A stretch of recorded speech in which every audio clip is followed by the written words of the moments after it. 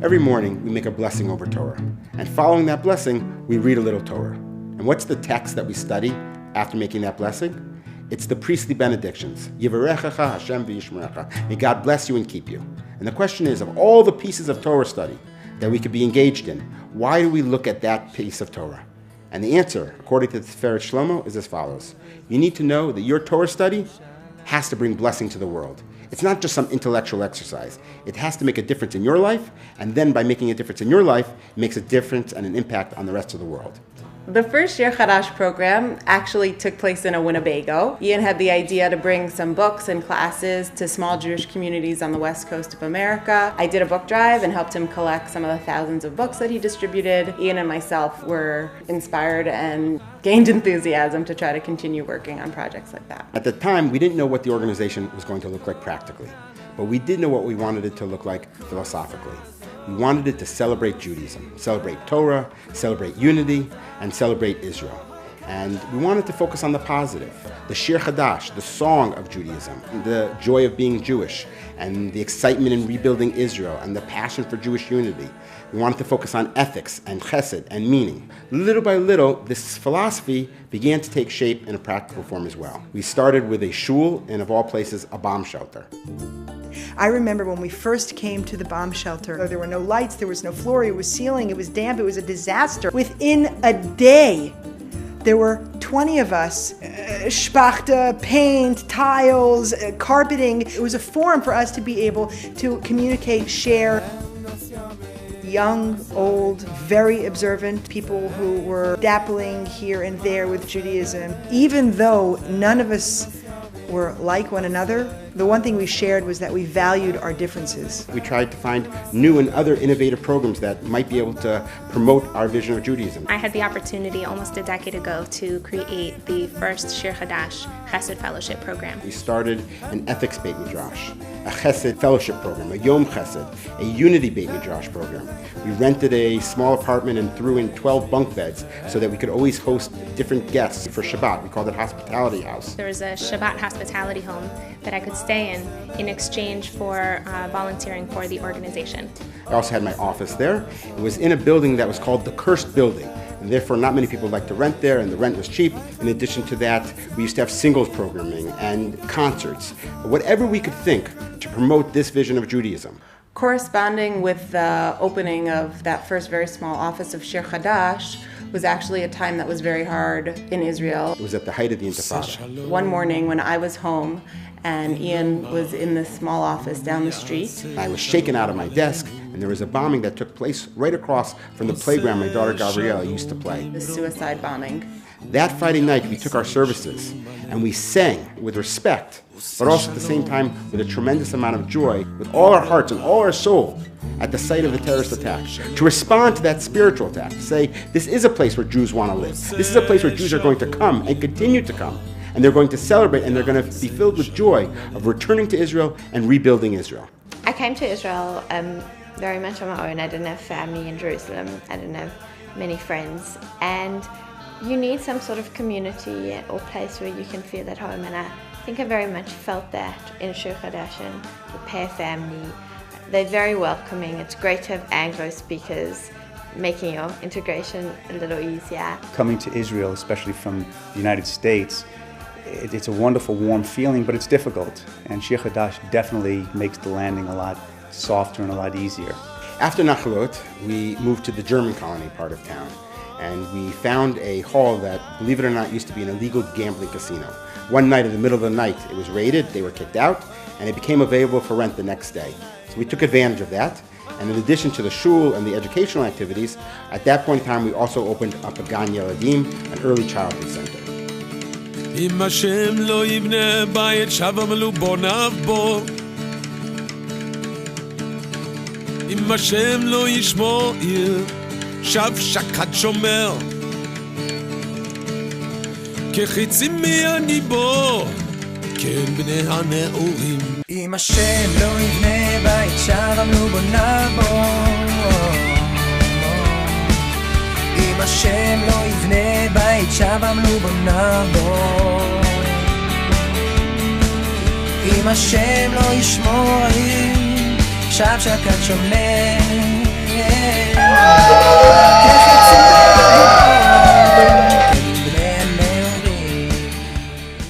We didn't just have the Gan Yeladim, we then also had after-school activities as well, and continued with all different various educational activities, giving outreach classes to students at Hebrew University. Monday nights were full, and I think it became a social event as well. People enjoyed coming and hearing, and a lot of the students who went to the classes on Monday night are students who wouldn't otherwise be getting any Jewish values, and I think that was something that the classes offered that was very important. Working with birthright students when they come in, going to their place and giving lectures, as well as welcoming them to shul and giving them a positive Shabbat experience. Youth groups we began working with. The counselor came over to me and he said to me, Yona, I want you to know that, as a youth group we go to quite a few different shuls, and we are a non-Orthodox youth group. However, of all the shuls we've been to, of all the synagogues we've been to, yours has been the most welcoming and the most friendly. After we thrived there for 3 or 4 years, we expanded so much we had to move out of that location, and we found a local elementary school gym where we daven on Shabbat, as well as rented an additional facility, as well as used people's homes for all our various activities. Another wonderful thing about Shir Hadash is you never know who you're going to be sitting next to. Celebrities, whether it would be some of the VIPs, political dignitaries, whether it be the American senators visiting here. Recently, we've gotten involved in something called spiritual diplomacy. It's a Friday night that a group from San Francisco was at our home, and this particular group was actually one who was more oriented towards the left. They were activists. And one of the people at the end of the night, a Native American, began to cry. And I asked him, why are you crying? And he said, in his life back in San Francisco, he was one of the supporters of a mural that they created, which had an Israeli soldier stepping on a Palestinian with blood gushing out of his head. And now that he's come to Israel, now that he's seen the Jewish people at a Friday night service, now that he's sat at our Shabbat table and seen my daughters falling asleep underneath the table, he can't believe that he supported what he did in San Francisco. And he said, at this point in time, I commit myself to never again do that. And not only that, everything that I've done in the negative, I'm now going to try to correct and do in the positive. And that's why I think it's important to bring these groups to Israel and let them experience an authentic Jewish experience, services, as well as talking about Judaism. Let them see what Israel and Judaism is all about. Last year, I wrote a book. I got a little bit involved in the publishing business and put together a very successful book called The Accidental Zionist. Again and again and again, trying to promote this vision of Judaism wherever we could. Something I feel about Shir Hadash is that the people there take Torah very seriously without taking themselves too seriously. They enjoy humor. That is a tone that I think is set by my husband. The learning is a constant learning. Rabbi Pear has a tremendous gift of being able to take the Torah Parsha every single week and make it meaningful to everybody in today's world. For the first time in 54 years of my life, I'm learning Gemara every morning for an hour. And it's an amazing thing for me to be able to say that, because my background is not one of being an observant Jew.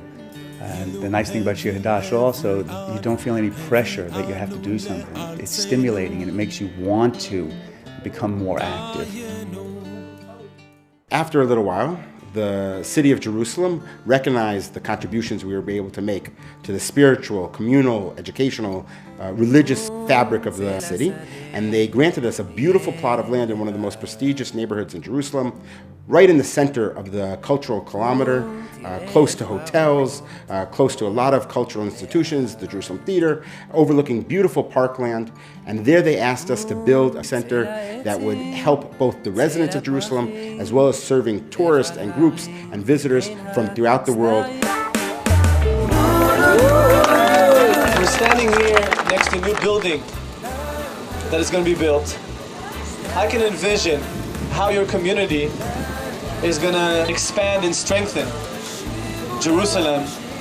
And when I look at the number of kids around here, the number of young generation, this is exactly what Jerusalem needs. A building that is going to be built, I can envision how your community is going to expand and strengthen Jerusalem. And when I look at the number of kids around here, the number of young generation, this is exactly what Jerusalem needs.